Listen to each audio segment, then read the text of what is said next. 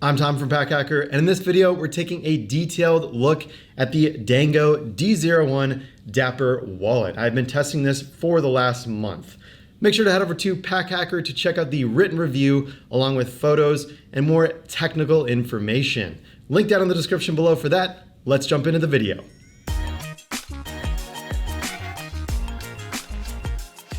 The main materials on this wallet are aluminum here on the exterior, on the metal bits.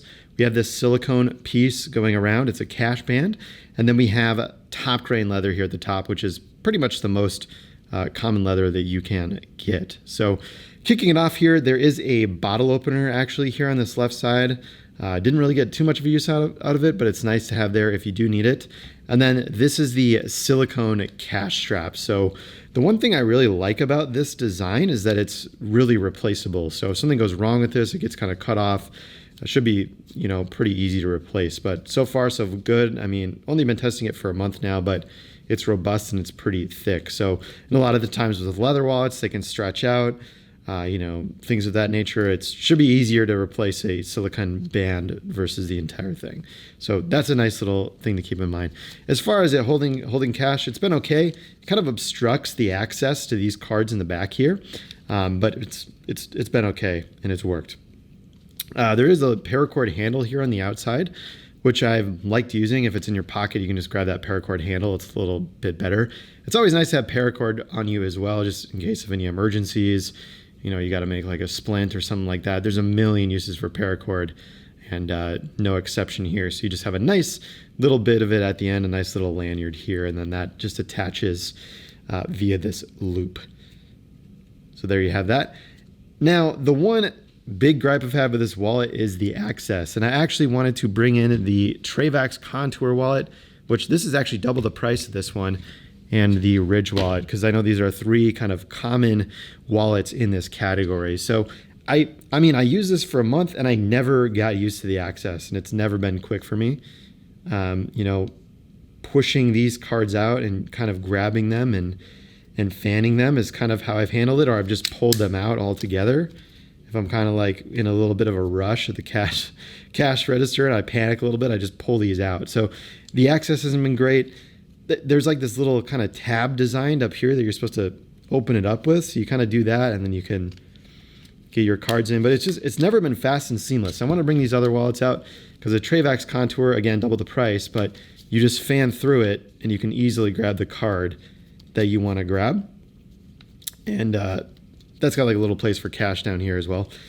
Now, if I just put these cards into the Ridge really quickly too, I think the Ridge is kind of in between these two, where the Contour is really easy to access, but the Ridge wallet is kind of in the middle of both of them, in my opinion. So really with the Ridge, the way you're supposed to do it is you kind of press this little thumb tab at the bottom, and then you can kind of fan through your cards to get access. And that really, go check out our review on this, because we have a full review on both of these wallets over on the site. Links down below. But yeah, basically, the fanning here just feels like a little bit more efficient.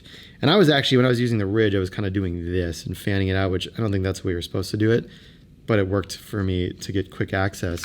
And with the D01 Dapper, I've kind of pushed this up from the bottom, and then you can kind of fan it and pull it out, but then it can get like stuck, like I can't get it down very easily. So it's been a little bit weird to access, and this metal plate is actually separate here inside. So, I love the way this feels, and I love like the silicone here, and I think it's like a really kind of cool looking design.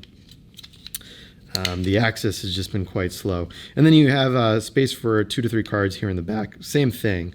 If I want to grab the top card, that's relatively, well, I just grabbed 2 there, but the top card is relatively easy to get. But, if I want to grab the middle card, I kind of am like grabbing the 3 cards and then grabbing the middle.